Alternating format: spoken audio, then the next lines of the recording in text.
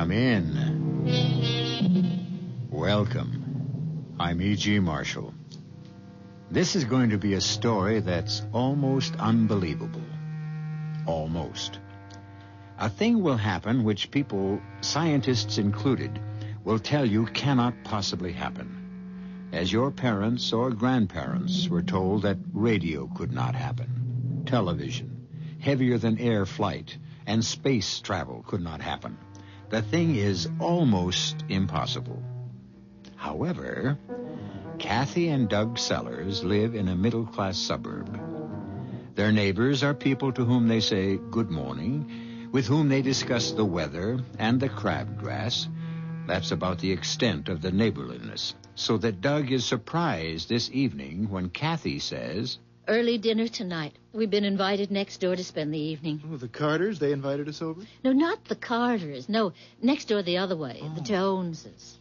Well, they just moved in yesterday. I know you wouldn't think they'd be ready for guests so soon, but they're completely settled in. I never saw anything like it.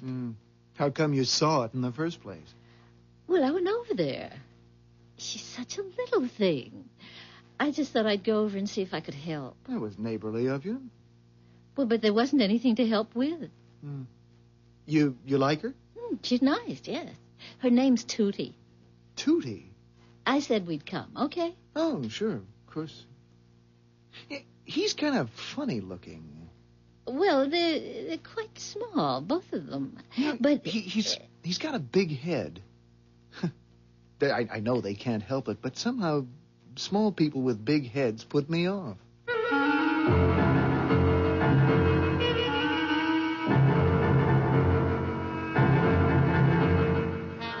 Our mystery drama, Through the Looking Glass, was written especially for the Mystery Theater by Fielden Farrington and stars Anne Shepard.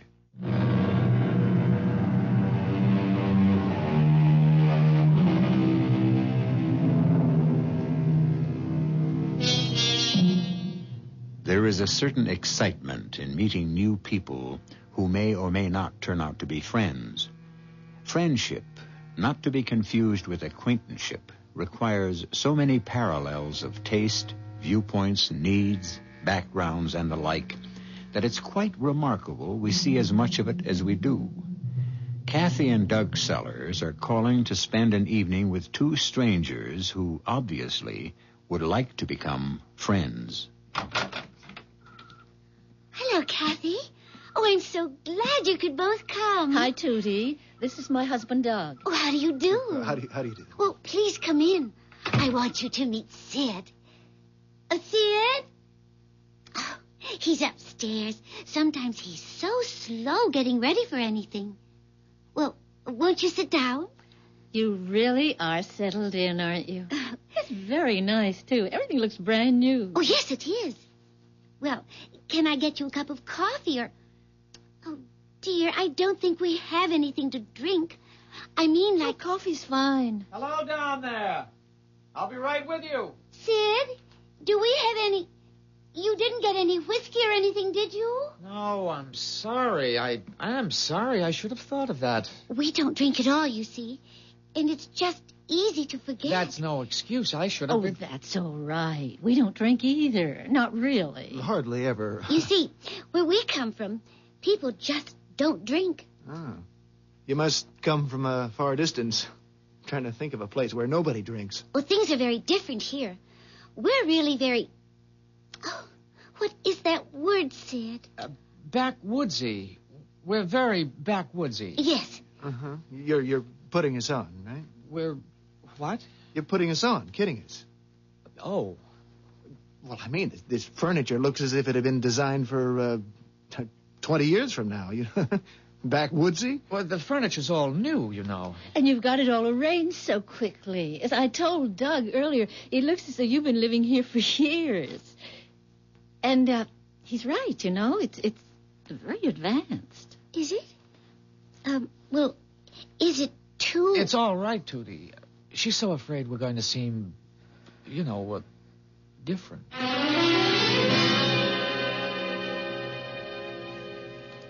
Doug, did you hear what Tootie just told me? Sid's in the same business you're in. No kidding. Are you an inventor, Doug? No, I'm more like a designer, actually. Internal combustion engines. Oh, we're not too far apart.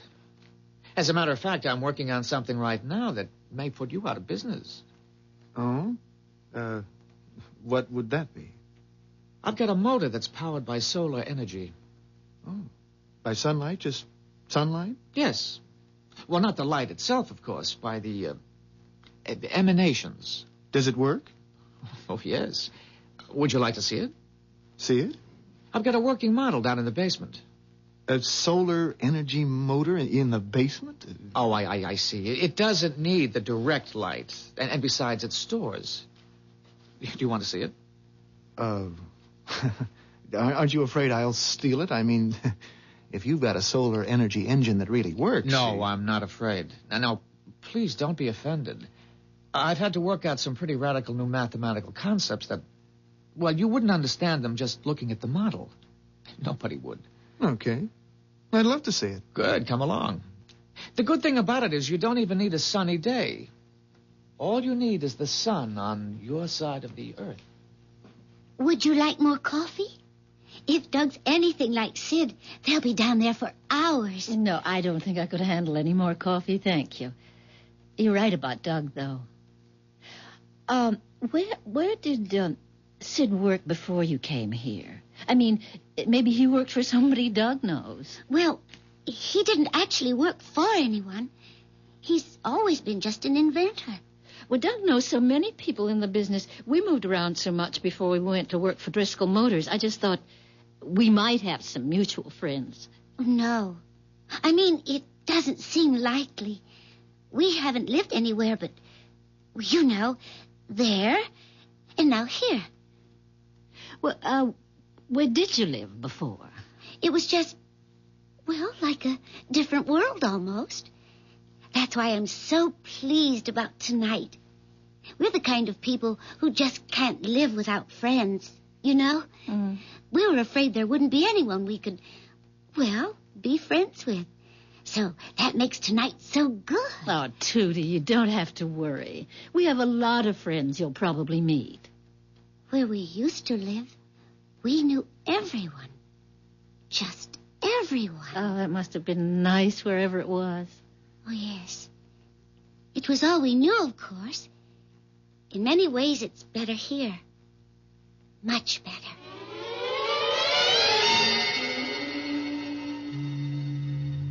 It's so quiet. How can a motor with any guts to it be so quiet? I've heard cats purr louder. Well, there's nothing to make noise, actually, except the friction. And there's very little of that. It's beautiful. How big would it have to be to power, say, an automobile? How big?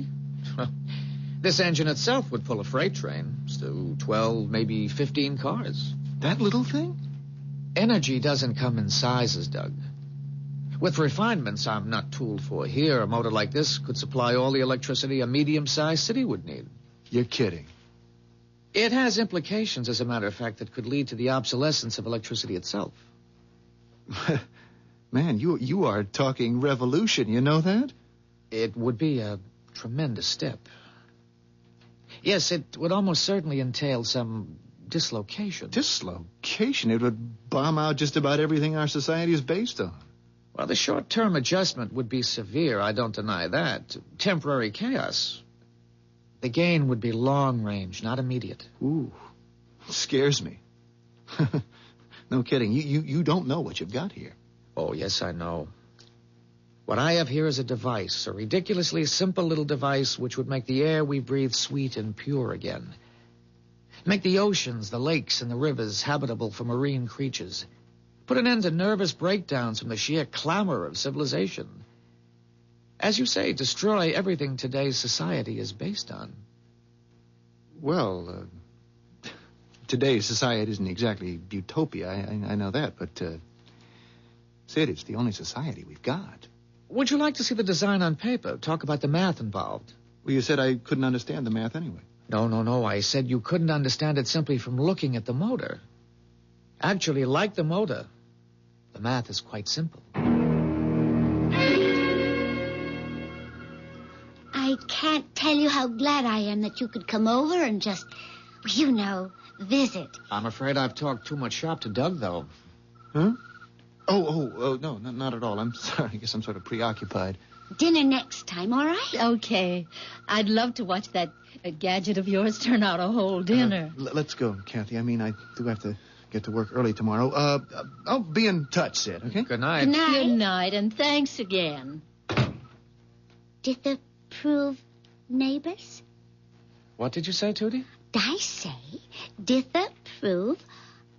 Oh, I'm sorry. We agreed not to speak that way, not even when we're alone. Oh, I keep forgetting. Did you approve of the neighbors? Yes. On the whole, yes, I think so. What did you think of her? Well, it's hard to get used to these big, clumsy people, you know. But I rather liked her. She's a little inquisitive, but I guess that's natural. It's nothing I can't handle. He's a good man. He does have that stupid short-sightedness they all have. But I think he'll do.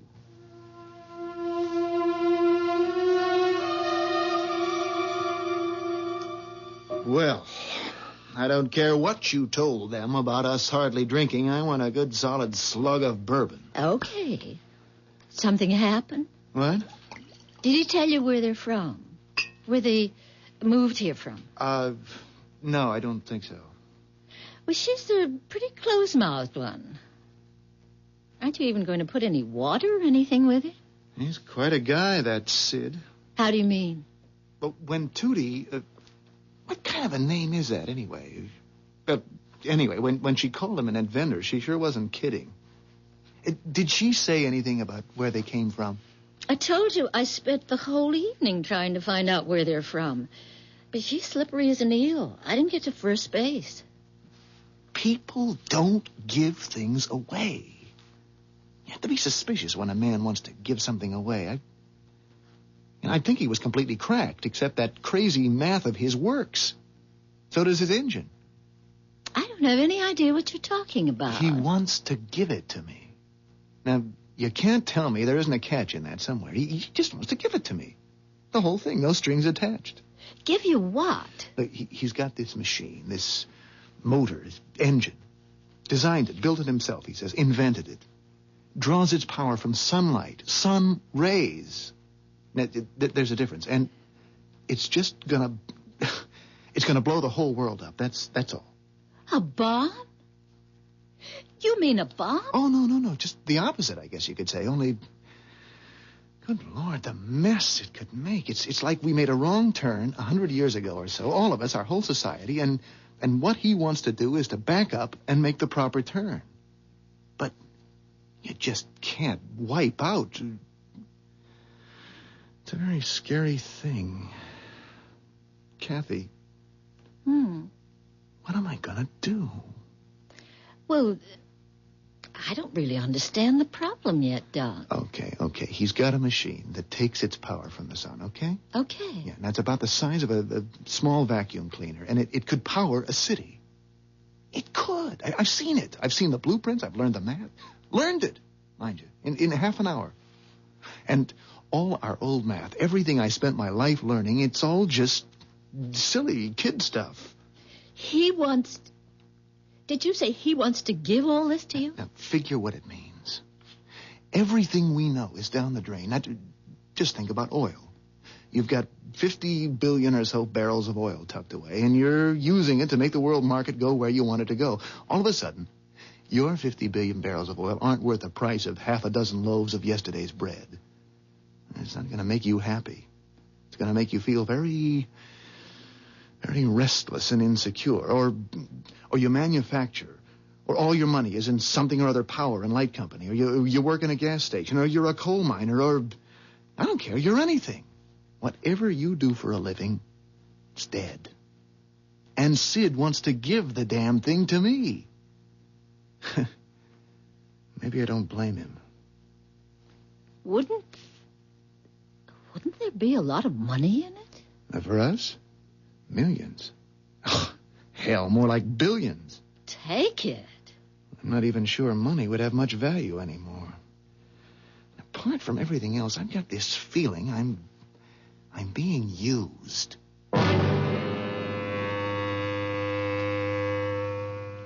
There's a very good chance that Doug is being used.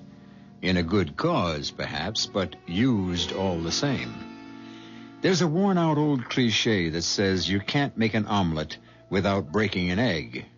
All well and good. But what if the egg that's getting broken is the world you've grown up in, the only world you know? It could make you feel pretty uncomfortable. I'll be back shortly with Act 2.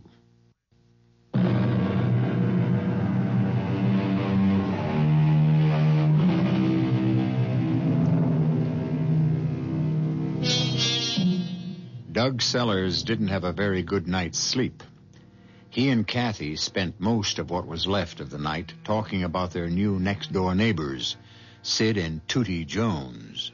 That is an odd name, Tootie, isn't it? At any rate, Doug's mood isn't the best this morning. I'm going to have a talk with old Driscoll today. About Sid's gadget, the solar thing? About how hard the guy's working trying to give it away. There's something spooky about that. I don't like being spooked. You said Sid's crazy to give the thing away. Aren't you doing the same thing if you tell Mr. Driscoll? If I decide to take that nutty engine from Sid, and I haven't made my mind up yet. I couldn't possibly handle it on my own. It's going to take a lot of money to get a solar-powered motor in production. I'm not even sure Driscoll Motors is big enough. But won't you have to give some of it to Mr. Driscoll if you bring him into it? Only if I decide to accept from Sid. And if I do, the whole thing was a gift to me in the first place. Well, I just thought... Oh, well, you know best. If you want the truth, I don't know a damn thing.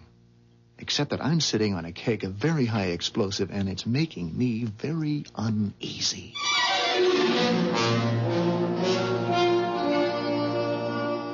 So, that's it, Mr. Driscoll.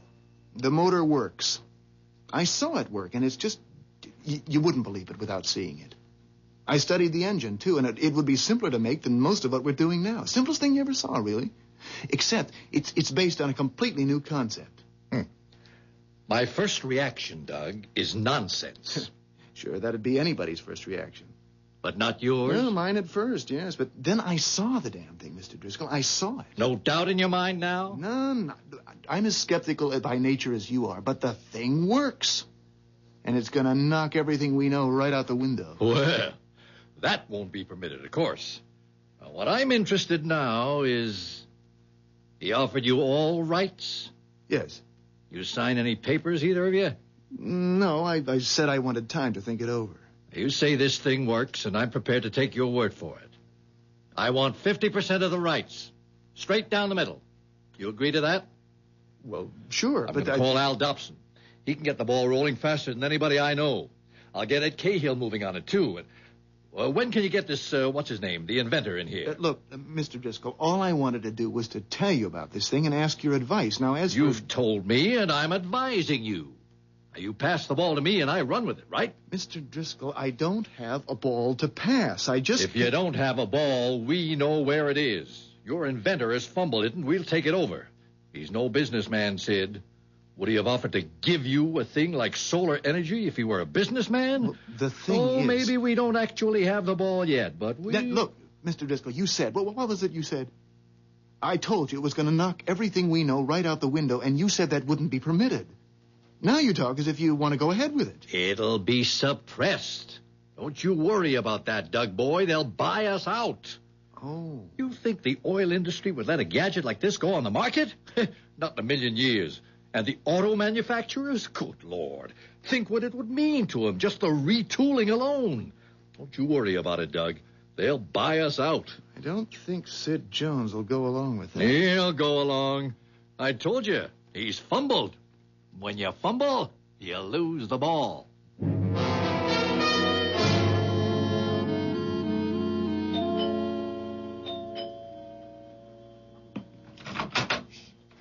Oh, hello, Kathy. Hi.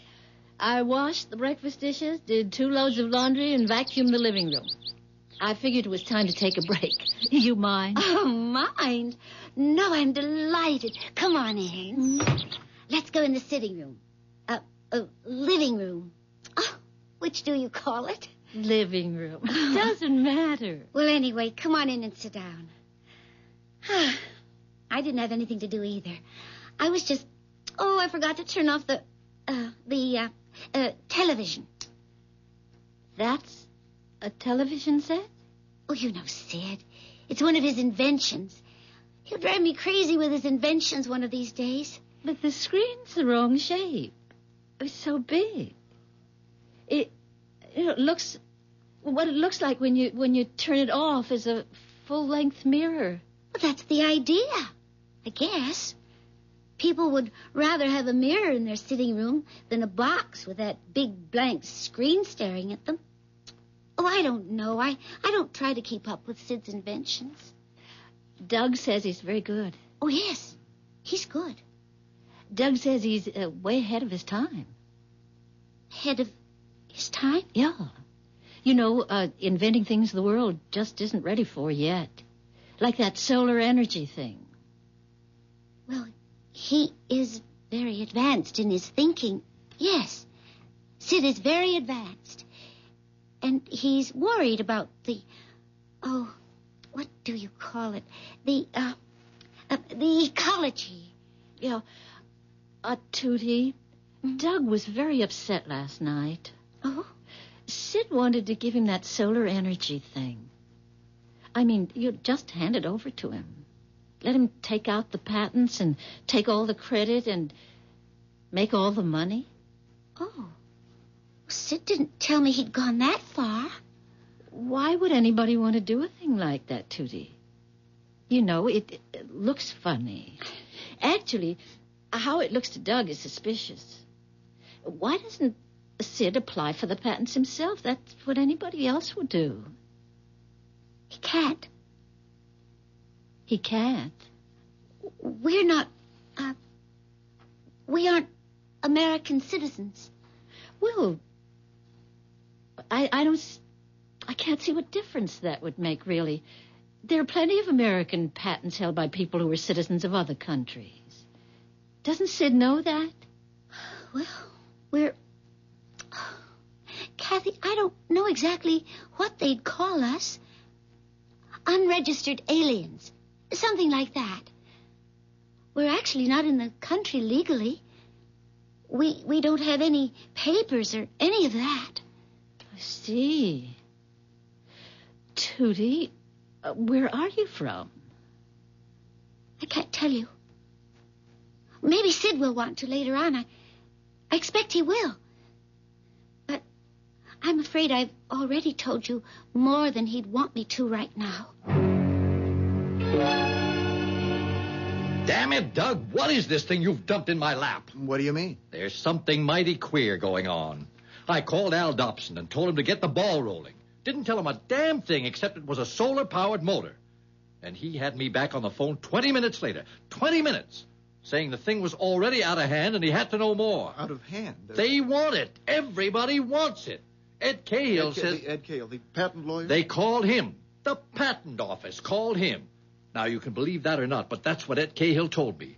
They'd been hearing talk about solar energy down there, they said, and they called him. Well, it looks like... Somebody's pushing this thing. That's what it looks like to me. Somebody very big. Well, after all, solar power... I want you to see this, whatever his name is, this kook that's trying to give the rights away. I want you to get this paper signed. What is it? Don't waste time reading it. It's a simple release. Later on, there'll be reams of paperwork, but right now, I want that release signed. All right, Mr. Driscoll. And Doug. Yes? If you don't get that release signed, or if this nutty solar thing turns out to be phony, I'm going to bury you so deep they'll never dig you out. I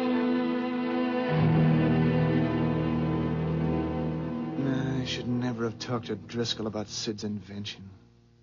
What happened? Oh, hell broke loose. As nearly as I can figure, Driscoll's committed himself in 2 or 3 places without having a damn thing to deliver. Everything's moving so fast, it's a mess, that's all. Dear. I talked to Tootie this morning, like you said. Hmm? You find out anything? They're what she called unregistered aliens. She said that herself. They're in the country illegally. Oh, good Lord. Doug, what does it mean? I don't know what it means. Trouble, that's for sure. That was why he wanted to turn the invention over to you, Tootie said. He doesn't have any papers or anything. I mean, no ID, no Social Security, nothing.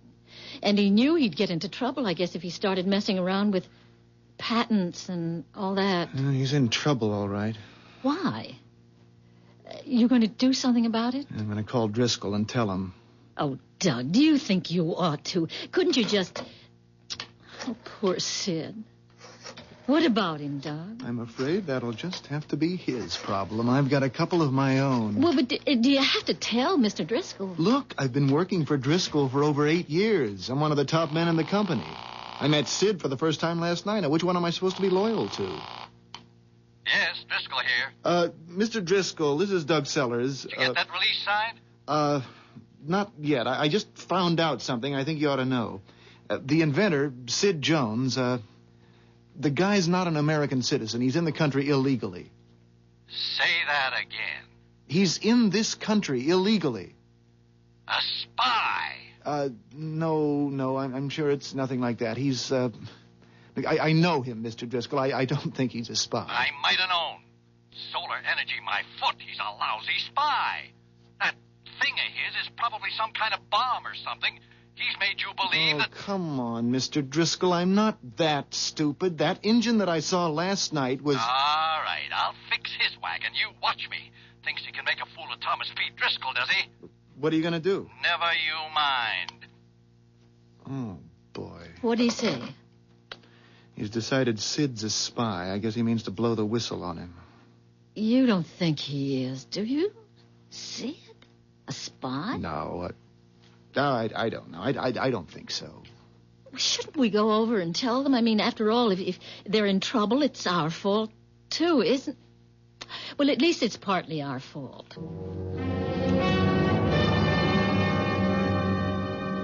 Yes, things seem to be moving along very nicely. Nicely? Sid, he thinks you're a spy. Oh, Tootie, I'm sorry, but... Well, I always tell Doug everything, you know. It's all right, Kathy. Oh, please don't feel badly about it, either of you. It's all right. The patent office was interested, you say. That sounds very good. Don't you think you ought to... Look, I mean, old Driscoll is going to do something. And that's for sure. And if you're not in this country legally... It's all right, Doug. Really it is. Did you say this Mr. Driscoll gave you a paper he wanted me to sign? Well, yes. Do you have it with you? Yes. Sid, Hmm? there is something very odd about all this. I mean, you're giving away... Sid, do you realize what you're giving away? Yes. What? Tell them, Sid. Don't you think they have a right to know after all that's happened? Yes. I want to show you something, Doug. You and Kathy. Oh, the TV. It's another of his inventions, Doug, the television. Did I tell you about that? I don't think so. I don't remember. Actually, it isn't a television set at all, except as you break the word down. Tele for distant seeing. Even so, it isn't that kind of distance. And I get only one picture on it. Always the same picture. Only one picture? Yes, I'll show you. That's the picture. Oh, it's not very pretty, is it? Looks more like a moonscape than anything else. Except for those mounds or domes or whatever they are scattered around. How come it's black and white? There isn't any color there, Doug. In the scene we're watching, you'd see it if there were. It's just gray. There's no color at all. Is it a movie? A science fiction movie or something like that? Oh, no. It's quite real. Well, it can't be the moon unless the other side has put domes up there and we don't know about it. No, it isn't the moon. Tell them, Sid. It's our home. Tootie's and mine. That's where we came from. That's where we've always lived.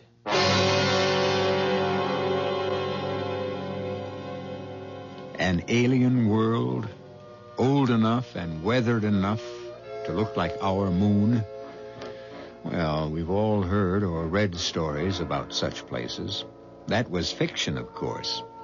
But it hasn't been so very long since it was only in fiction that men put on spacesuits and blasted off from Earth and later walked on the moon. Today's science fiction has an unsettling way of becoming tomorrow's fact. I'll return shortly with Act 3.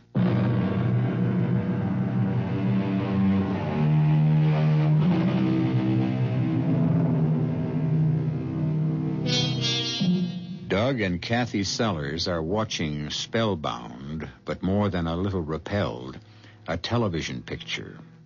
Something like a television picture, at least, on a screen that becomes a full-length mirror when it's turned off. The picture is a dismal one, a bleak landscape, gray, rocky, and barren as the moon's surface, except for several dome-like structures placed here and there at apparent random. This, Sid and Tootie Jones claim, is their home. There's no place like that on this planet, Sid. No place that I ever saw or heard of. It's on this Earth. We're not space travelers. Oh, I don't blame you for wanting to leave it, wherever it is. Well, if you're not space travelers, then what kind of travelers are you? Let's all sit down. It's a long story. Shall I turn it off, Sid? No. Leave it on. Somebody might come out of one of the domes. They'd be interested in that. What kind of travelers, Sid? You've already guessed it, I think. Yes, we're time travelers. Time travelers? Then when is that? That picture you've got on the screen. Two questions there, really. Where and when? To answer the first, it's right here, Doug. Right in this very neighborhood, on this very spot. Well, then... When? Yeah. The year you're looking at is 3987. A little over 2,000 years from now. And that's what this neighborhood looks like? That's what the whole world looks like, Doug. Worse. This is a garden spot. Oh, it's some kind of trick, isn't it?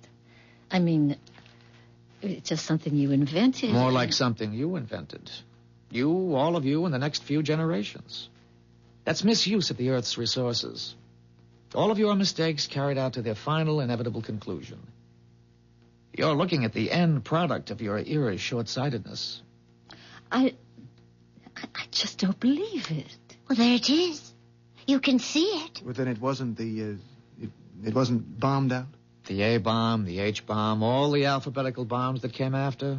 No, they were never used. Except to waste the Earth's substance and terrify its people. There, on the screen. Somebody's coming out of the B7 dome. Can you see who it is, Sid? No, not to be sure. Forex, most likely. I think it was his turn at B7. What's he wearing that thing for? Looks like a spacesuit. Well, that's what it is. We call them Atmos suits. There's no atmosphere now. None, at least, that's breathable. Except underground, where we convert it. Good Lord. Yes, we live underground. We come out now only to run tests. The toxicity of what's left of the atmosphere isn't very stable. We have to draw it in and purify it, so we need to keep abreast of what we're up against. And pump the impurities back out? Yes. And that increases the toxicity? Yes. The problem isn't solved. We're living by stopgap measures. We have some time, though. There's a lot of air out there, even though most of it is poison. And there aren't very many people to breathe what we salvage. How many? Well, in B7... Oh, no, you mean worldwide? Yeah. Oh, around 700,000. Between 7 and 8. In the whole world? Actually, that's a lot. It was down closer to 100,000 when we finally got the underground communities established. We were that close to extinction. We're the only survivors. Everything else is gone. We're here on a mission. You must have realized that. What kind of a mission? A very simple one. We're here to save the world.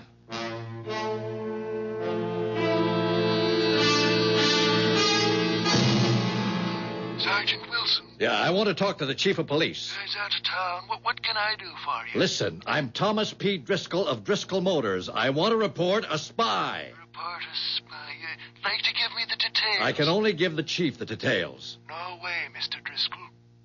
I offer you a spy, a genuine spy, and you won't put me... All right. All right, I'm coming over there. By God, I pay my taxes and I'm entitled. I'll be over there in 10 minutes. Did you say save the world? You're here to save that world 2,000 years from now? That world, which of course is simply this one grown old. That's a dead world. It's beyond saving in our time. We have a few 100,000 people living inside it. Like people on one of your life rafts. If the people on the raft aren't rescued, they'll die. The same with our people. They'll die, or their grandchildren will, or their grandchildren. We few have survived the catastrophe temporarily. And so you've come back here, back to our time with... With the only treatment that can possibly save the world. We have a cure for its sickness, and we mean to administer it. Call me one of the doctors. There are many of us. Many of you? Oh, yes, one man could never do it. Your Mr. Driscoll was very right about that, Doug. We have many people in this time, some of them in very high places where pressure can be applied, where red tape can be bypassed. Speaking of Driscoll, Sid, I think you ought to... Don't worry about it. It isn't important. Now, will you let me sign that paper he gave you? All right. I've read that the people of your time set great store by pieces of paper with signatures on them. What are these numbers you put under the signature? Oh, that's just to make it thoroughly legal. That's my designation in my own time. 6D48M. We have numbers instead of names, although we still use nicknames. Mine actually is Sid from 6D. My designation is 2T93K. Tootie. 2T. That's kind of a cute name, though, once you get used to it. Well, if you had time travel, I mean, why did you wait until the world got into such a state? Time translation is a relatively recent discovery. But why this particular time? I mean, why not earlier or later? Oh, no, irreversible damage has been done at this time. As a matter of fact, it was at this time and point that the depletion of resources began accelerating so rapidly that it got out of control. Any later would have been too late. Well, much earlier, you wouldn't have had the technology needed to use what we wanted to give you. I hope I haven't spoiled it for you. For all of us. No. If it doesn't work, it's nobody's fault but my own. I made the decisions. It was my assignment.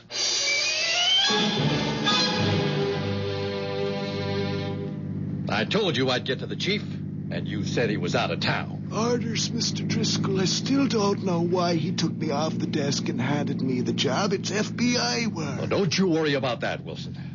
You think the two of us will be enough? I mean, if he should decide to shoot his way out or something like that. There are 2 carloads of good men following us. The house will be surrounded when we go in, and there won't be a chance of his getting away. Yes, there's a car stopping out in front now. Tootie, will you turn the screen off? I already did. Oh, Lord, it's old Thomas P. himself. Mr. Driscoll. And a cop. Odd. I thought it would be your FBI. Oh, Mr. Driscoll looks very determined. Mad as a wet hen, that's how he looks. Well, he shouldn't be angry. He may make a great deal of the money you people prize so highly. Oh, you will too, of course, if things work out. How can things work out if they're coming to pick you up? There are many others, as I told you. My being found out shouldn't affect anything. Maybe you could still get out the back way, Sid. Oh, I'm sure we're surrounded. Oh, people are very impatient in 1975. I'll let them in. Is your name Sid Jones? Well, that's what I'm called, yes. Won't you come in? Put the cuffs on him, why don't you? He's your spy. What are you waiting for? Jones, is it true that you showed Mr. Sellers, is it that you showed him an invention of yours last night? Well, yes, it's still down in the basement if you'd like to take a look at it. Sergeant, you'll be making a great mistake if you arrest this man. Have you lost your mind? Sergeant, I can prove beyond any question that I am not a spy. Will you allow me to show you the proof? Watch him, Wilson. He's up to something. We got only your word, Mr. Driscoll. Go ahead, Jones. Thank you. Tootie, will you help me with this? Wilson, are you out of your head? What's back of that looking glass, Jones? What's the glass got to do with this? Well, that's what I'd like to show you. There's no danger, I assure you. No danger, he says. Just don't try anything. Tootie, The third button? Yes, the third button. What's happening? That's no mirror. Look at that thing. It was turning all milky, foggy. Wilson, why don't you do something? He can't get away. Give the guy a chance. I think it's ready now, Tootie. Stop her!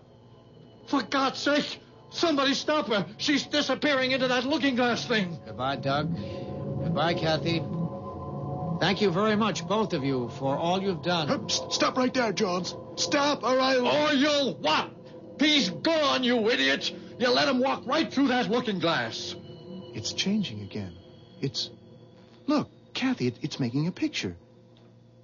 Oh, my God. A park. It's a beautiful park with trees and flowers and people walking around. And not in those miserable spacesuits either. No. It's bright, pretty clothes. And children play... Oh, Doug, it must... Look, there's a dog, a little poodle. For God's sake, what kind of mirror is that? Break through it, you fool. Smash it. I don't care what it is. Smash it. I guess you're right. Now, please stand aside, all of you. What are you going to do with that gun? Just use the butt of it to break the glass, ma'am. Now, please stand clear. There's nothing back there but the wall. Just a plain blank wall. Oh, I almost forgot. Here's that release you wanted Sid to sign, Mr. Driscoll. I don't want the damn thing. I don't want anything to do with him and his magic mirrors. I don't want any part of any of it. I don't think you really have a choice, Mr. Driscoll. That was a park we saw through the looking glass before the sergeant here smashed it. And if they have a park, we have solar energy. We couldn't change it if we wanted to.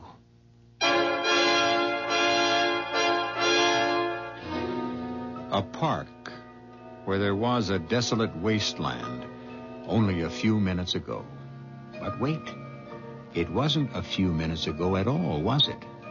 It was over 2,000 years in the future. And what this implies is that there are at least two quite different futures, both possible, which in turn implies that we have, at this exact point in world history, reached a crossroad. I'll be back shortly.